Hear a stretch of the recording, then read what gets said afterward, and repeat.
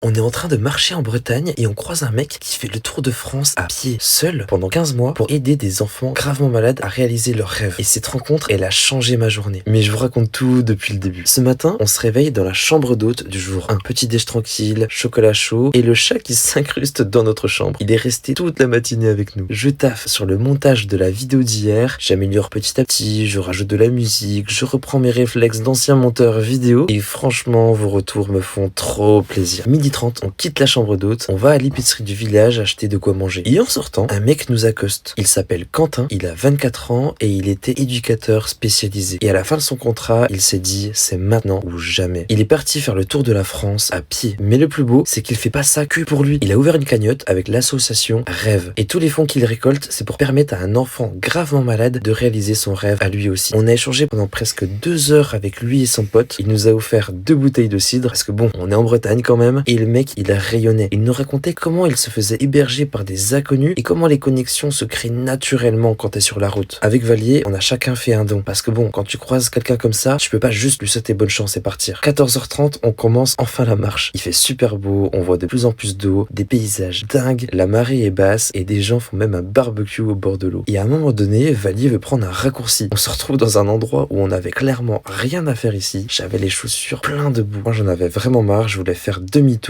et surtout que la fatigue commençait sérieusement à arriver. Puis finalement, Valier a encore mal au dos. On s'arrête dans un petit bistrot, on se met en terrasse avec un petit iced tea et des cookies. Puis Valier commence à chanter ma musique Gamin du monde. Et chez nous, ça veut dire on fait la fête et surtout on fait des pompes. Donc on s'arrête en pleine nature et on fait des pompes comme des tarés avec nos sacs sur le dos. Puis on finit par enfin arriver au logement, sauf qu'on n'a rien à manger. Donc c'est reparti pour 40 minutes de marche aller-retour jusqu'au carrefour, avec les jambes déjà bien épuisées. Mais tu sais quoi? Aujourd'hui, j'ai croisé un mec de 24 ans qui marche seul à travers la France pour aider des enfants malades à réaliser leurs rêves. Et tout ça m'a rappelé qu'on attend tous le bon moment, le bon contrat, le bon salaire, la bonne situation. Et pendant ce temps, la vie, elle continue. Quentin, lui, il a pas attendu. Il s'est juste dit, c'est maintenant. Et nous, on est là, 2 entrepreneurs en Bretagne, avec nos 2 sacs à dos et nos pieds en feu. Et c'est exactement là qu'on doit être. C'était le jour 2, abonne-toi.